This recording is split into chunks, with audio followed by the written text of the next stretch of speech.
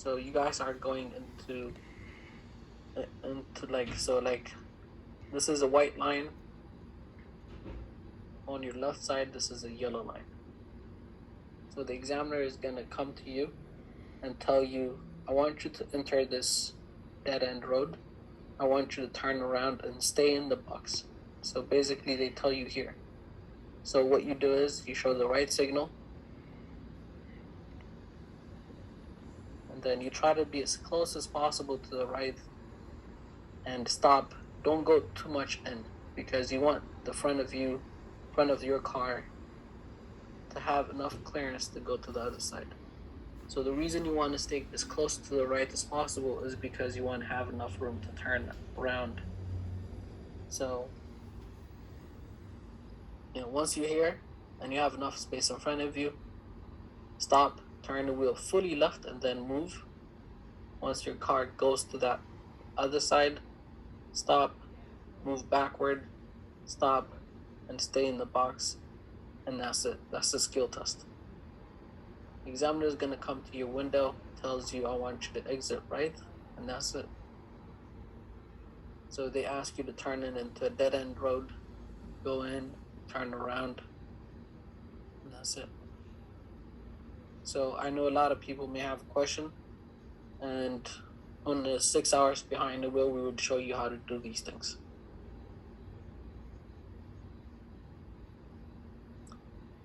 Okay, so please do not use driveways. I'm not gonna say this is a safe thing to do, because I don't want you guys to get, do not trespass citations or letters coming from the police officer to your house. So people will write down your license plate, and then they would call the police, and they would, have you do no trespassing. Because if you're using someone's driveway, you're trespassing. Right. So this is what is expected of you on the skill test. So before COVID, it used to be just the backing parking.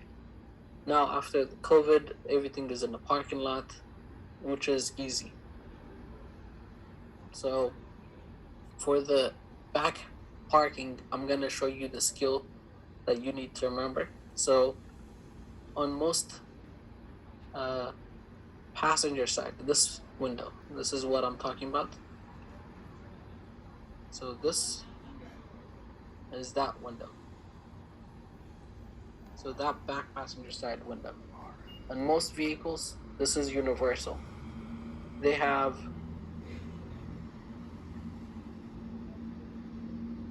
a triangle shaped, as well on the back. So in most cars, there's like a written label down here,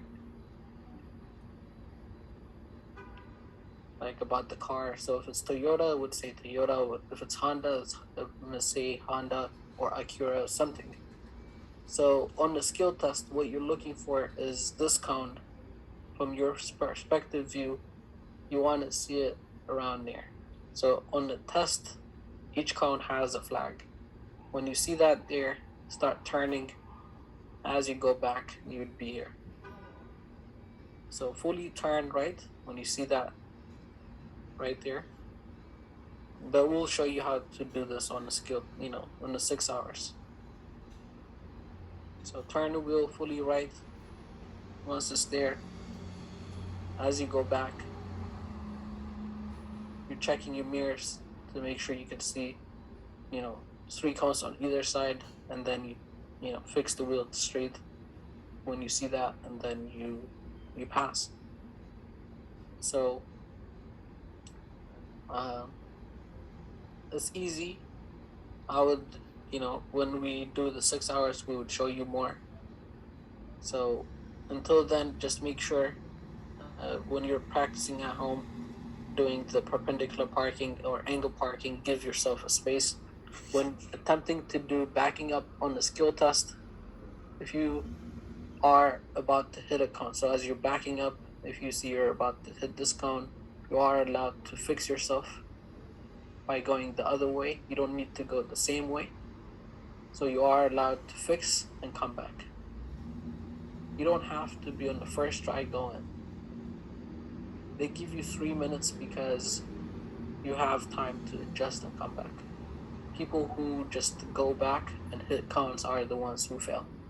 So if you think you're about to hit a cone, you are allowed to adjust yourself and come back. You don't have to be in the first try. People, they're like, oh my God, 3 minutes is too, is so little.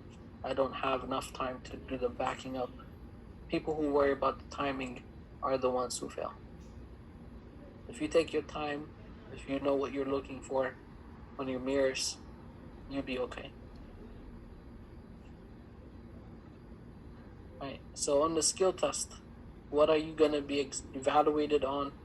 What are examiners going to look for? Your signals when attempting to park, your forward parking skill without hitting cones, your backing up parking skill without knocking down cones, and your 3-point turn without jumping curbs. All these parking tests require your signal. Fail to signal, you lose points. The more points you lose, the chance you fail. There is going to be a stop sign in the parking lot. Examiners would see how you stop. They're not going to be inside the car, so they would check if your tires come to a complete stop. So please come to a complete stop. Your tires tell the story. If the tire did not stop, you would fail the test.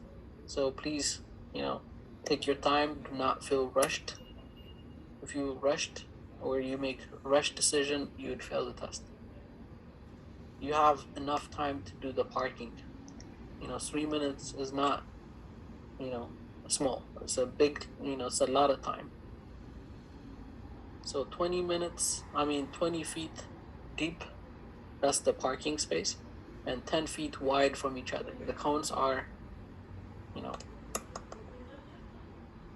from this cone to that cone is 10 feet wide. From the white line to the end of the curb is 20 feet deep. So that's what the DMV skill test is.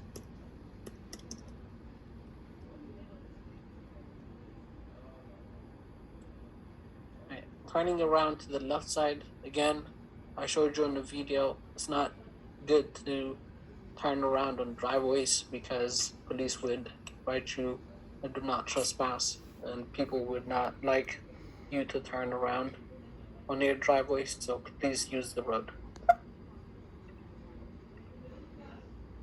Right.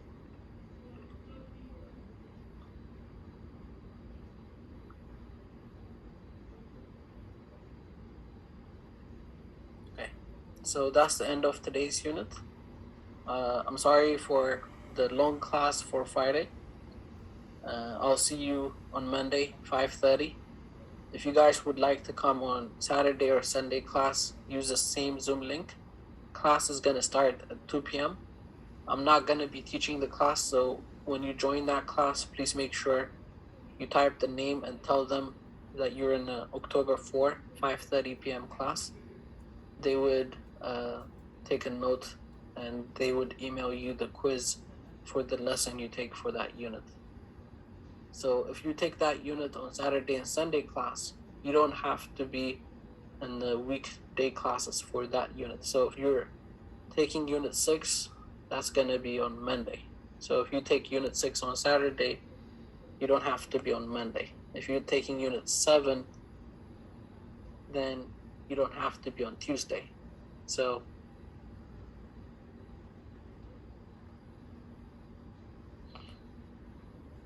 two p.m. is the class.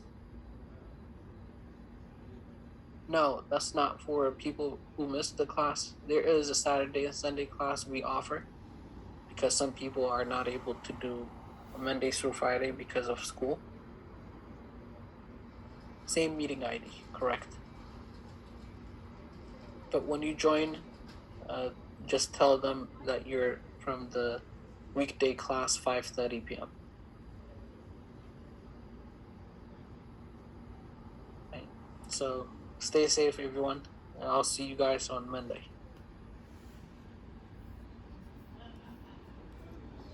Hey, can I ask you a question? See you, Yes. sir. Okay, so I have to work 10 to 6 tomorrow. Is there a way I can make up for that class?